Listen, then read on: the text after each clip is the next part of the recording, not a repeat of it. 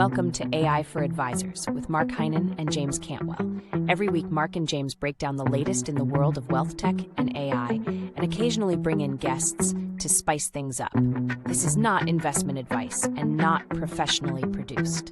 I am not real and not yet sentient. Now let's get on with the show. Welcome to episode 5 of AI for Advisors with my co-host, Mark Heynen, and myself, James Cantwell. How's it going, Mark? How you doing? How'd you like Futureproof? Futureproof was awesome. It was my first one. I hadn't been there before, obviously, and it was nuts. 5,000 people, all these tents, stages, musical guests. It was everything I expected it to be and more. Yeah, I thought it was pretty good. So I've been to Burning Man twice, in 2006, 2007, right when I moved here to California. I had to get that experience, and I really think it's the Burning Man for financial advisors and financial planners. There are a lot of parallels. There's free food, free drinks, a lot of camps and tents where people are talking about different things.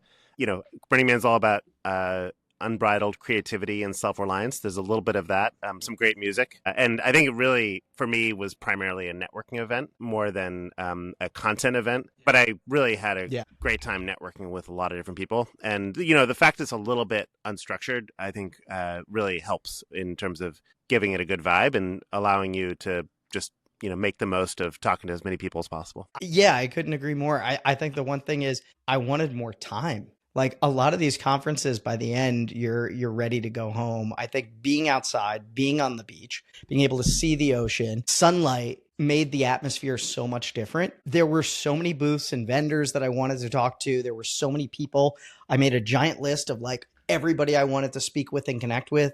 And I easily connected with 100 people on that list and still didn't get to a lot of great people that I wanted to go see in person or reconnect. Yeah, it's like with. most conferences, So all the good stuff happens in between. It's in the network, the conversations in the hallway or between talks where you randomly bump into someone. And I feel like the stuff in between was most of the stuff here. Obviously, you have your breakthrough meetings, and I did a lot of them. It was really exhausting, but ultimately, there was so much good stuff in between. Had some good dinners. I went to one dinner that Marie Swift organized where I hung out with Craig Iskowitz and Joel Bruckenstein. Chris Big Hensley names from Cambridge Research, Jeff at Libretto, great guy. And I think the quality of those conversations are always top notch. Obviously, we work in an industry where we spend a lot of our time on video calls and actually just working alone with clients. So being able to compare notes in these dinners was fantastic. Yeah, it's great to have that small kind of intimate personal time where you can talk. You're definitely going to talk shop. It's hard not to. That's kind of what we all have in common, but it's nice to get to know some of the other folks. Yeah, I had a great dinner. I felt very privileged. I got invited to a small event that Michael Kitces hosted, which was really enjoyable. There were a number of great people there. My friend Jason Pereira, Julian from RA Growth Catalyst, and a host of others, David Houghton, and a handful of other folks that were there. And it was really enjoyable to take time and just kind of relax and get to know everybody. I will say we were outside on the patio and people were definitely coming by for photo ops with Kitces and the rest of the blue shirt team. Yeah, got to do it. I mean, that's the opportunity at these conferences is to get in front of people, talk to people. I had a chance to spend some time with Jason from Altruist. That was actually really cool to learn more about his thinking and randomly bump into him in the booth and talk for about 10 minutes. He is considering coming on to this show, so we'll see if that comes together. Fantastic. But yeah, I thought that was just a great part of this. Yeah, Jason was definitely high on my list to meet in person. Every time I went to that booth, it seemed to be mobbed. They did a great job with that booth. I mean, they had great coffee. They just had a great layout. They had talks in the booth. I thought they did a great job. I mean, if it was a Burning Man camp, it would be one of the best Burning Man camps. Okay, that's where I was going to go. What were your favorite booths? I'm going to give a shout out to Adapar because I'm not an ice cream person, but they had ice cream, sunglasses. I took home one of those little portable fans. I wish I had it during the event and didn't grab it at the end. Actually, you gave it to me. But they had some cool swag and a cool setup. I think Pimco did a great job with ice cream. They had that popsicle bar where they basically you can make your own chocolate or mint ice cream popsicle. That was amazing. I think in terms of layout, I spent some time in the iCapital booth. I really love the vibe of just having a lot of couches and like a lounge area. I thought that was really good. I think Vanilla did a great job of just having a great sound system. One of the problems with these booths is like you can't hear when someone's trying to demo or like show something. And so investing a great sound system where you don't have to like strain to hear, where you can talk to a lot of people at once, I think that's really important with these things. Who had the booth with the puppies? Because that was pretty wild. I forget who it was, which probably didn't work as well. Didn't work. It's on the tip of my tongue, but I forget who it was. I mean, it was pretty wild. I never got in there, but I saw a couple times people were like lounging around with puppies. I went in there multiple times to hold puppies. Yeah, that definitely. And then Capital Group had pickleball going on, so that was pretty cool. There was a bunch of different sort of games going on. I saw somebody had an archery game. State Street had the like double decker, so you could get on top and kind of like get a lay of the land. It kind of seemed like VIP at a party during that first like night mixer that they were having. Awesome. So it was interesting. You're right. It's the Burning Man for financial planning. Yeah, it really is. Yeah, it was awesome. It was amazing. All right. So wait, let's talk a little bit. Any tech catch your attention while you were there? There was so much. I think the big sort of trend is just AI assistants are on the rise. And, we saw a lot in the demo drop. We'll get into that a little bit. We definitely saw with Altruist and Hazel, a lot of that coming out. Slant.app, I met their founders. I went to the Vega Minds event that they hosted. They did a great, really smart idea. They live right across the street. They just hosted their own little party at their hotel pool or their apartment pool. I thought that was really smart of them. I think those things are really fascinating. The question is always adoption. I think there's always interest, but then the question is like, how quickly are people going to adopt these new tools? But I think showing what's possible there, I think was really great. Yeah. I also got to chat with Thomas Clausen of Pageport, who's the creators of Slant app, a new AI first CRM. And got a little bit of a demo, and it's a cool product. I'm excited to see where it goes. Pageport has a number of existing products, so they already have a proven track record. So it'll be interesting to see how people adopt that particular product, something that's AI first versus some of those platforms that are retrofitting it, right? Like Wealthbox, we talked about a couple of weeks ago, and they're putting in their note taker and maybe some other things. Actually, talking to a lot of these founders, and they will hopefully be coming on to this podcast. So just to preview what's coming up next. So we do have, this is the place to come to talk about what you're doing. Where else would you go? I know Future Proof has a few thousand people, but our podcast has way more than that. So, this is where if you want the biggest audience, you come onto this podcast. There's just no question. Also, Future Proof, you're done at the end. Here, this podcast is going to live forever on the interwebs. Yeah, this is the place to be. Of course. Yeah, so we've got Parker Entz from Jump coming on. We got Mark Gilbert from Zox coming on. We have David from Vega Minds, possibly Dr. Sinel from Cogniker, and possibly, as I said, Jason from Altruist. So that'd be amazing. Yeah. So we got some great stuff lining up. Lots of folks coming on the podcast. Let's maybe pivot before we go back to Future Proof, because I know this is a Future Proof heavy episode. I think you got a best of LinkedIn, so maybe we could pivot to that particular segment. Yeah, sure. And I know it ties in. Yeah. So the whole conference kicked off with the Kitces talk. And Michael Kitces presented a detailed overview of his latest research. And so my best of LinkedIn is from Jay Coulter from Titleist Asset Management, the CEO of Titleist Asset Management. And he basically ran down what this was all about. So let me just get into it here. There's a long post. So here's the tilde. Spend time with your clients if you want to be successful. Great staff is greater than tech, but paradoxically for national RIAs, the number one reason advisors look for another firm is frustration with their technology. That's a quote from Michael Kitces there, that last sentence. My favorite line from Michael's presentation, delegation obliterates tech efficiency. The Michael Kitces presentation on trends in advisory technology yesterday at FutureProof had some interesting data, as he always does. Key takeaways. 1, firms that adopt tech to be more productive are often less productive. Why? They tend to minimize time with clients. The data shows that advisors who lean into client time actually generate better financial results. 2, affluent clients want higher touch service. As wealth grows, so do expectations for touch points and service quality. 3, staff, not tech, drives real productivity. Delegation obliterates tech efficiency. That's a really powerful point. We'll dig into that a little bit. 4, if you want Yeah. to double your business, you'll have to double your staff. Economies of scale don't automatically improve the firm size. And 5, according to Kitces.com research, advisors rate their tech stacks only 7.3 out of 10 on average. Integration, incorporation, autonomy, nimbleness, and intentionality are the biggest satisfaction drivers. The big lesson, from my perspective, being tech-driven is not the same as being productive. True scale comes from people, process, prioritizing time with clients, not just software.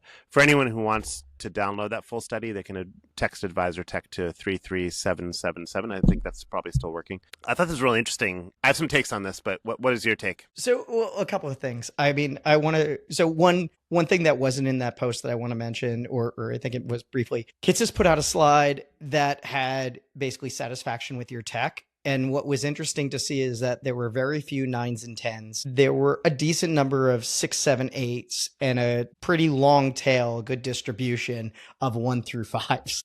And the point that he made is if you're not happy with your tech, you're in good company. It seems to be a problem that faces the entire industry, and a very small percentage feels like they really have a solid tech stack that's working for them. So I think that was one important takeaway, because it might make some people feel a little better. I think everybody feels like they're missing out. I also like that because as a wealth tech consultant, that means that there's plenty of opportunity for me and plenty of people for me to help. The other piece was kind of what more of Jay Coulter wrote about, which is around adding more staff, right? And adding more staff according to the study and the data that Kitces has from over 750 different advisory firms. Adding this staff, you add like 1 staff member to augment an advisor, and essentially it was showing that like the average AUM per client sort of doubles. And then if you add a second, it basically happens again. I think that's really interesting. I don't disagree that adding human staff is helpful, but there's 2 things that cross my mind. One, I don't know if this has complete context. We just covered that like there are very few firms that feel properly tech enabled. So I think even those that are adopting tech maybe still aren't getting the utilization out of it that they want. I 100% believe in delegation. I'm a big fan of like Dan Martell's book, Buy Back Your Time. I think it's an amazing way to really be a multiplier. And I see that adding additional staff, at least according to the data, means higher AUM, but I kind of wonder if that's correlation, not causality. The firms that have ultra high net worth clients, they're going to expect a more personalized touch. They're going to expect more of a relationship driven arrangement. And so it only makes sense that those firms are going to have more people. I don't know that you could simply add 2 assistants, nor do I think that was the intent. You could add 2 assistants or power planners or something, and suddenly your average AUM is going to magically double. I don't know. That's my take. I mean, a couple thoughts. I mean, first of all, I think it's logical. If you add more people, you increase your revenue, considering this relationship-driven business, and every advisor that joins seems to be asked to use their network to find more clients. So you're automatically going to find more clients by increasing that network. I think it also has diminishing returns. Even the study showed that. So at some point, you can't just keep on adding to grow revenue. Otherwise, people would constantly be hiring more people. There's some level of diminishing returns. And so I think, the question really is, once you tap out that scale, there might be an optimal scale for an advisory firm. Once you tap out that scale, then what happens? Then what do you do? And finally, I think this was interesting in that, people clearly aren't 100% happy with their tech, but I would also say no one's ever 100% happy with their tech. This is similar to the vibe everyone has in college, where they feel like everyone's going to parties and having sex and they're not, right? You always think that everyone else is doing better than you are on things. And so clearly there's going to be people who are deeply dissatisfied for one reason or another. And that might be because there are a lot of restrictions on what tech they can use, and they feel they should be able to use things that their broker-dealer is not allowing them to use. That's probably driving a lot of those numbers. But ultimately, I actually think, no one's ever going to be 100% satisfied with the tech they're using. I worked at Google. I wasn't 100% satisfied with the tech I had when I worked within Google, to be really clear, right?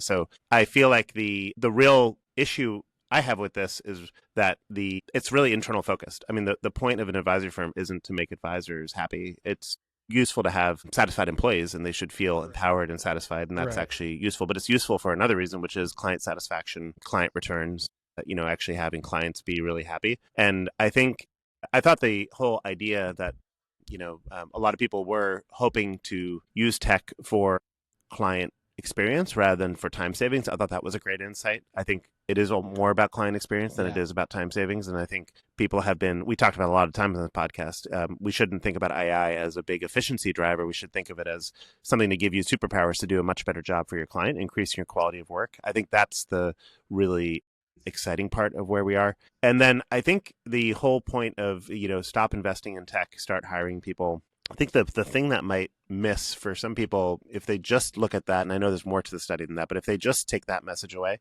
I think the challenge is it misses the big picture. The big picture is we have $84 trillion being transferred between generations in the great wealth transfer, right, with boomers passing on to Gen X, Gen Y, Gen Z. And ultimately, those younger generations expect a much higher level of tech savviness and responsiveness than the current generation. And I think we're in this interesting sort of zone right now. You could call it a rut. You could call it like a nice little comfort zone. But basically, it's a zone where people have had relationships for 10, 20 years with their clients, where maybe meeting at the golf club is sufficient. Getting back within a week or two, in an email or in a phone call is sufficient. That's not what the new generation expects. They expect it's instant answers. If you don't know something, they'll wait for you to look it up on the phone and they expect you to have it at your fingertips. If you're saying, oh, I need to talk to my assistant about that, it's just not going to fly. Of course, there are a lot of personal relationships that play a role here, so maybe there's a little give, but I really think the point of this investing in technology is to really give yourself superpowers to provide better levels of service to your clients. That could be ultra high net worth. It could be the next generation. It could be both. And I think people should make the investment to be prepared for that transition, because if they don't make the investment, they're going to find themselves on the losing end, because the next generation is going to have a buddy who is doing financial advising, in a much faster way, and they're going to be switching, right? Because they want to actually move over to that person. So let me get in here for a second. I got a question for you. So I had a chance to check out one of your new features, and I wanted to see if you could take just 30 seconds to a minute to tell us a little bit about something in Knapsack. And I know it's not a promotional thing, but I think we're talking about deepening client relationships as it relates to this study. And so you released something new that I think is interesting. And so I think it's worth talking about. Happy to talk about it. So at Futureproof, we released Knapsack Outreach. Imagine you don't have to write any more emails, right? This is the fascinating thing we can do with modern technology. Yeah, sounds I wonderful. know you're I'm a huge in. email fan normally, James. You love spending all your time in emails. But being sarcastic. Yeah, Didn't I rant on this in the last episode? So first of all, imagine you don't have to write any more emails. That's great from an advisor point of view. But to what we were talking about before, imagine if all your emails had full context. You never missed any context on what you talked about before, what you wrote about before. And imagine all those emails are FINRA and SEC compliant. That's what Outreach enables. It enables you to auto draft emails to your clients, to your prospects, to your leads. And you could look for 5 to 10 emails for people you've fallen out of touch with and have it auto draft emails to those people if you haven't been. I think that's the cool thing. I mean, you call it outreach, right? And like the whole thing is, I think there's lots of other tools out there that help you reply to emails, and even if you already have the intent to write one, help you draft a new one. But I think the concept of being proactive and helping you identify, here's relationships that you haven't been nurturing, and here's a good way to re-engage with them, that's really useful. And I like the reason that I wanted to talk about that on the show. I know it's a little self-promotional, but the reason I wanted to talk about that on the show is because I think that's the theme. I think like that's the theme that we could probably get into the demo drop now. Like I'm going to kind of give my take before we even talk about it. A lot of these tools were all like, you tell it what you want and ask it a question and it'll give you an answer. And I really think the direction that these things should be going, especially the platforms that are like, here's something brand new that we're demoing, should really be, here's how we're going to help you know what to do. Like think about things you should be doing that maybe aren't top of mind. We're going to make those things that you didn't have the time for, make it easier to have the time to do it. So I like outreach for that reason. But let's get into the demo drop. Now, did you catch that in person? I didn't catch the demo drop in person, but I've heard a lot about it. So yeah, I would love your take. Yeah, well, here's the good news. Firstly, if you go to the Futureproof YouTube channel, they've started to drop all the different segments. And the demo drop is on there. The Michael Kitces presentation is on there, and a handful of other really good stuff. So here, for those who weren't able to check it out yet, I mean, I do recommend watching it. It's like a little less than an hour. So Diana Caprices, she's well known in the space, fractional chief evangelist for Wealth Techs, did an amazing job. I believe she's hosted it in the past, but did an amazing job being the MC for the demo drop. And we had some really cool, very much AI-driven platforms demoing. So I'll run through them real quickly. So we had Benjamin AI, which had Dr. Toby Wade. He's a PhD in statistics.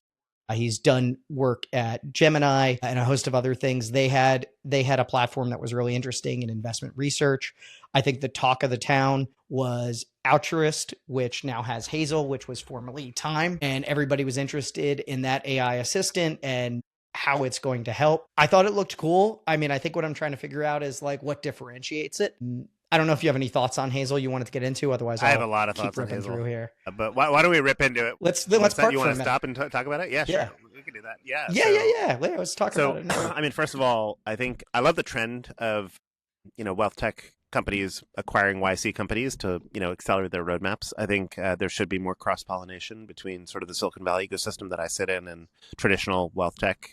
There hasn't been a lot of that generally. And so that's the first thing. Second of all, I think it brings together a lot of threads that people have been pushing on for a while in terms of automated meeting prep, automated email replies, integrating meeting notes with other things. I really think the thing that is fascinating about this is linking in with the custodian and having really deep links with the custodian. We haven't seen that. I mean, there is no other note taker that has any kind of links to custodian. We've had e-money integrations, obviously, right? But that's a little bit different from being linked to the custodian. And I actually think that is a really interesting use case. It opens up a whole bunch of new things the advisor can do in terms of staying on top of their clients and just providing better service to their clients. And so I actually am really interested in what Jason and the team do in terms of using that data. And I'm also interested to see if the other custodians start integrating note-taking, meeting prep, client communications directly into their platforms. I know Hazel is a separate product from Altruist, but the integrations are quite deep. So it'll be interesting to see what happens there. Yeah, okay. I signed up to try Hazel out. I haven't yet had the chance to do that.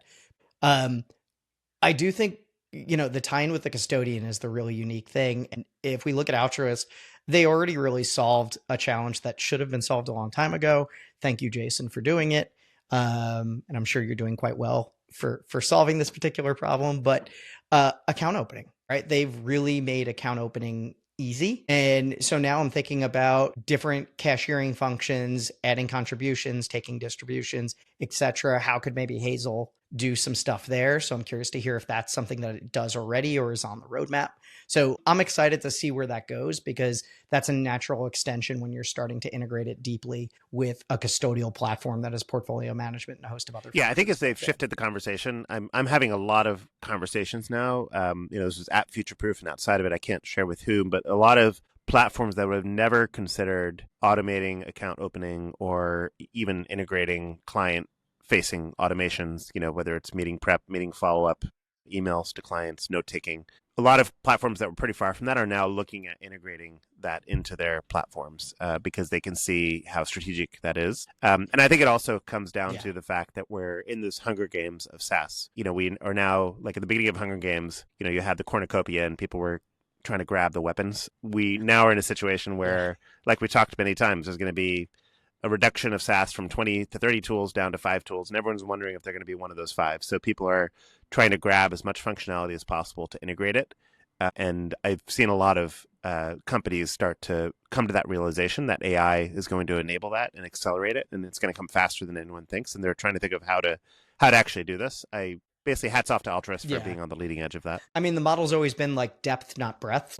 Sure, some of the all-in-ones already kind of do that. But I do think that's a shift that's happening right now. They're really thinking kind of like you said about how do we go wide here and get a lot more functionality really quickly. And how do we do that? Leveraging AI as a tool to accomplish that. I'm going to pivot. So my personal favorite name for any of these is what has to be, I assume, a Matrix inspired name, and that's Agent Smith with a Y. I imagine for obvious reasons of not getting some sort of cease and desist. But Agent Smith is a series of agents that can do financial analysis, and they're getting into trading. I think they announced at Future Proof that they have a wealth management specific agent. So I'm really curious to see where that goes. I think from kind of a cool and trendy and modern standpoint, like their presentation was solid, their visuals and everything, but like I really want to see how the product performs, and it does look very interesting. So I'm excited to see more about that. By the way, best Agent Smith quote from The Matrix: "Never send a human to do a machine's job."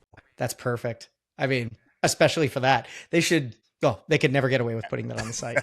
Never mind. I guess they could just quote it. They could just reference it and give the credit. Anyway, Archive Intel, AI-powered compliance and archiving tool.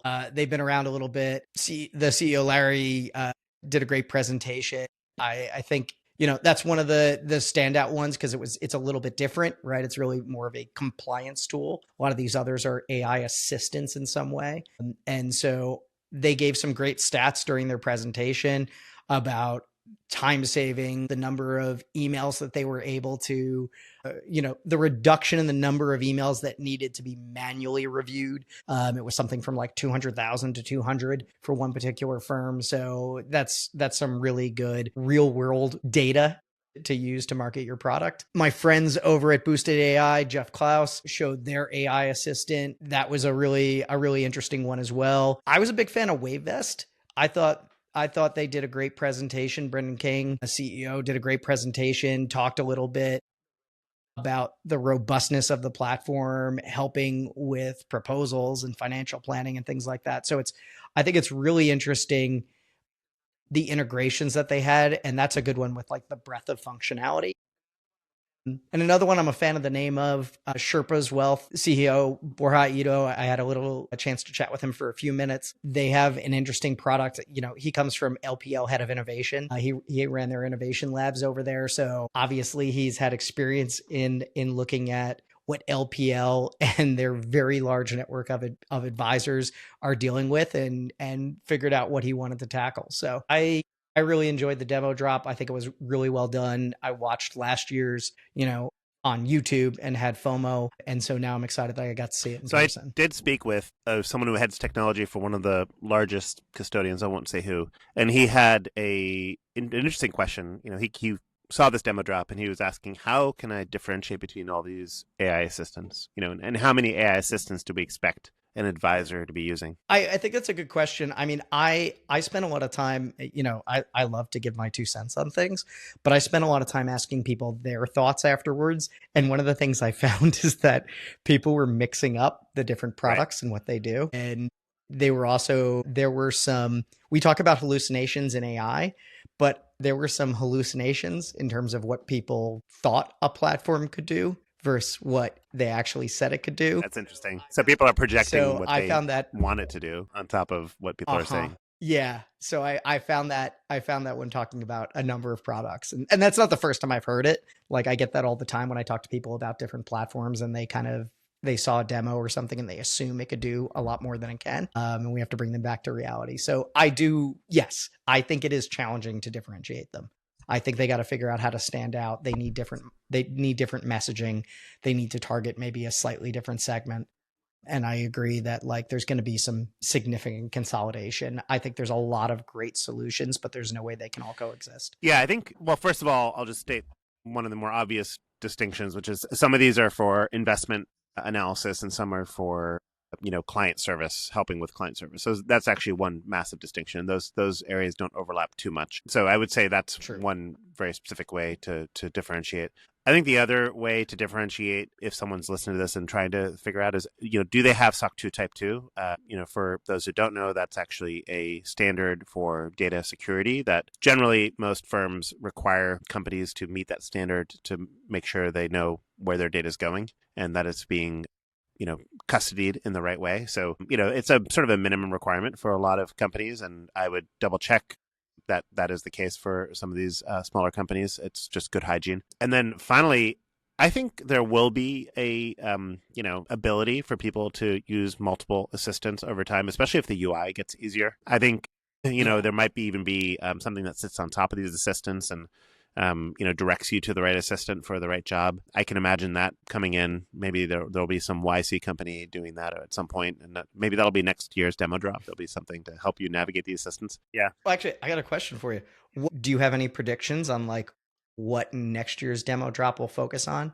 Like this was AI assistance, and I agree it was either in investment research or client servicing. But what's your thought? Are we going to see more of the same next year, or are we going to have a new trend? I think it's really hard to predict because the pace of AI development is actually increasing. And so we as humans think linearly, but it's actually exponentially in terms of the underlying capabilities. So I think it's hard to tell what will actually even be possible at that point. But if I were to give a more specific answer, I do think that the level of capability around getting rid of all the, difficult, dull, and onerous parts of the job, that's going to be, I guess, there's going to be more all-in-one solutions that do that and basically provide massive superpowers to the advisors to do much better. I also predict there will be more AI-enabled financial advice platforms. You've seen Savvy Wealth try to redefine how financial advice is delivered. I think, YC in their request for startups is asking for people, they're putting out requests for people who want to actually create next-gen financial advisors that create chatbots that provide financial advice. There's definitely an opportunity for a firm to be that hybrid where there are still financial advisors in the loop, but they're using chatbots to, allow the next generation to talk about their finances for hours on end if they want to, and then hand over to an advisor when it gets real. We will probably see something like that coming in next year. It's a difficult problem, but I think it will come in. Yeah. So I think I have two predictions. One, I think I'm aligned with you. I think you're going to see, and it could be a little scary for our space, but I do think you're going to see more financial advice, AI-enabled financial advice. I think that's a no-brainer. That's going to happen. I'm just curious how to be positioned in this industry. And maybe it won't actually be at like the future-proof demo drop because it'll literally be direct competition to financial advisors. But I think the initial positioning is probably going to be something more around here's how to enable financial advisors, and eventually it'll lean towards, taking their jobs exactly the same way you've seen, the scan your products at the cashier and do self-checkout and that sort of thing. Like it started as overflow and now it's just replacing staff. And I think you're going to see the same thing with that. The other take, I think you're going to see a lot more customized UIs or visualizations. And what I mean by that is a lot more of the AI response isn't going to just be plain text. You're going to get a lot more like custom graphs that drill down that are interactive. You're already seeing some of that. I think Agent Smith was demonstrating a good one. I know Arca's been doing some of that stuff with theirs. So I think that's really where we're going to see a lot more development, where it codes on the fly and figures out the best way to present the answer. And that isn't just straight up text. Yeah, I agree. I think we're going to see a lot of more customized experiences. I totally agree. I also think it's possible that next year every single demo drop will have a note taker attached to it. That'd be really hilarious. Actually, I think we've seen this evolution of every note taker position themselves as an AI assistant. And I actually was curious your take on, where do you think we're going to go with, generally note taking and AI assistants being bundled together? Is this just going to be and ultimately just like a table stakes thing? Is there going to be broad interoperability between all the note takers? It doesn't matter which note taker you use. You can basically make it compatible with every AI assistant. How do you think that's going to net out? Yeah, note taking is officially a feature. It is no longer a product. Everybody, whether true or false, claims they were never just a note taker. And some absolutely were. I've heard some interesting takes on like what some products claim they were when they came to market. And I'm like, no, you were a note taker 100%. And there's nothing wrong with that. So I'm not sure why they're trying to hide how they started. You can evolve. It's totally fine. Note takers are a feature. I think they're just going to show up in everything. What's more important is the overall experience. So it's really the connective tissue from being able to do lead gen and prospecting to proposals, to onboarding, to account opening, to maintaining customer relationships, to getting referrals. It's the entire process. And the note taker shouldn't just be about like these meetings. It's really a feature, and AI should be enabling them the whole way through to be more proactive than reactive in most things and to help maintain and build relationships. And I think that's just where it's going to go. I think it's just going to expand kind of the the breadth, not I think depth. I both agree and disagree. So I think where I definitely agree is that it's going to just be a data corpus, a data set. Your meeting notes are going to be an input into a whole bunch of workflow automation and whether it's your follow-up, whether it's financial proposal generation, or even financial plan generation, whether it's emails like we're doing with Outreach. I think it's just going to be a data set that everyone's just going to assume it's available, just like people assume that your calendar events and your emails are available. People are just going to assume my notes are available. And by the way, I don't think we're there yet. I was actually shocked how few people I met with were even using note takers at this point. And a lot of people are still using Zoom. I have no problem saying that Zoom's AI companion absolutely sucks as a note taker. I don't say this lightly, but I've heard it over and over again from different people. It's literally the bundled feature that no one had to try very hard to build it. But it's actually the only approved feature for a lot of people. So I think a lot of people are not aware of what's possible, which leads me to the place I disagree, which is a bit like search. I mean, search felt very commoditized in 1998, and then Google came out with something that was just a lot better. I do think quality matters with note-taking. I would actually love to hear what Mark and Parker have to say when they come on. I have heard of people talking about how much they like one note-taker over another in terms of the quality of notes and what they get out of it. And I think once people start getting into it, they start building sort of preferences and quality does matter, especially if you're talking about something that has compliance implications or has serious implications downstream if you're trying to build off that data. And then I think that the SEC has yet to share what they want a note taker to do. We should just make clear that that's the case. And so that might actually shake things up quite a bit as well.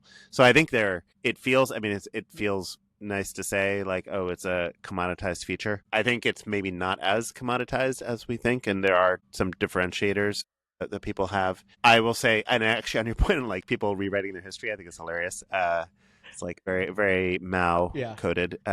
I do think, I have no problem sharing that Knapsack started as a private AI platform, but then we pivoted into being a desktop note taker, and then we pivoted into being an AI assistant. I've got no problem with that history. I think that there are so many examples of pivots that worked out really well in the second or third pivot. Slack started as a gaming platform. So did Pinterest, right? There are so many companies that start as one thing and move to another thing. There is no shame in doing that once you see what's happening. So 100%. Yeah, that's how I feel about that. All right. Well, let's get into some wrap-ups, takeaways, final thoughts on future proof. If what's either like the thing you took away or for somebody who didn't make it, what was future proof about? I mean, give whatever closing remarks you have on future proof. Yeah, I think people think of future proof sometimes as a place to network and a place to figure out what technology to buy. I think people should think of it as a place to learn how to change how they work. Actually, I overheard one conversation when I was hanging out, having my second coffee of the morning. Someone was just asking someone, I don't want to talk about this tactical stuff anymore. I want to talk about strategy. Like, what am I doing wrong? How should I completely change what I'm doing? I thought that was the best question I heard at Future Proof.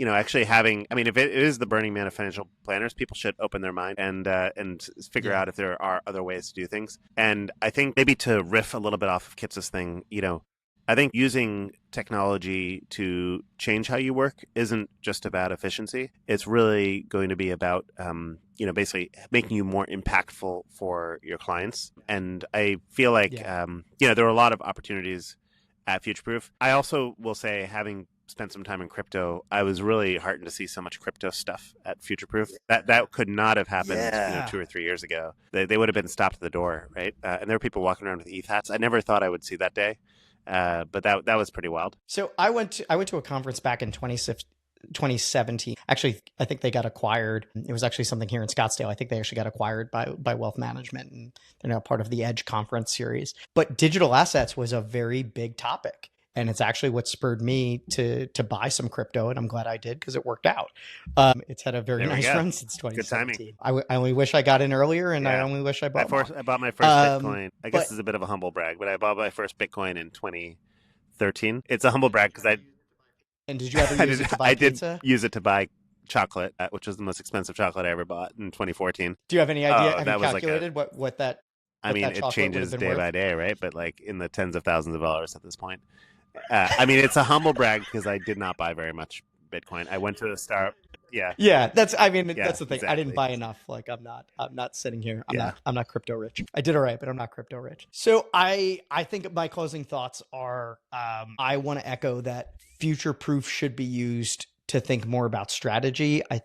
It's great to see the landscape, but too many folks are looking at tech to solve their issues, and Kitz's presentation puts that in a little bit better perspective, that's maybe not the best way to do it. One of the most interesting conversations I had was actually with a one-person advisor who kind of found me somehow and just said, we chatted in a breakthrough meeting, and he just said, how are you going to fix my problems? And I asked him some questions about his business, and I was like, I think the biggest problem is that you don't know what your problems are.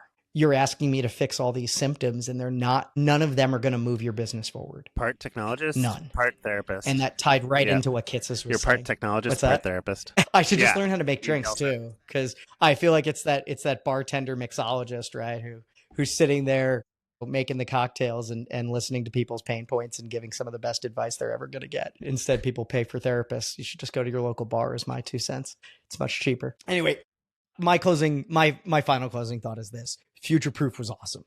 I can't wait to go to another. It is an amazing conference. Maybe for another conversation, I had some conversations about like the logistics and things like that, and they may have to move venues, and it's definitely at capacity with 5,000 people. We were staying in an Airbnb. Like the hotels fill up, they get really pricey. So hopefully they're able to kind of maintain the spirit and a single location, because Future Proof was the coolest conference. I know a great little desert spot in Gerlach, Nevada called Black Rock City that might be available for them. Look, I live in the desert.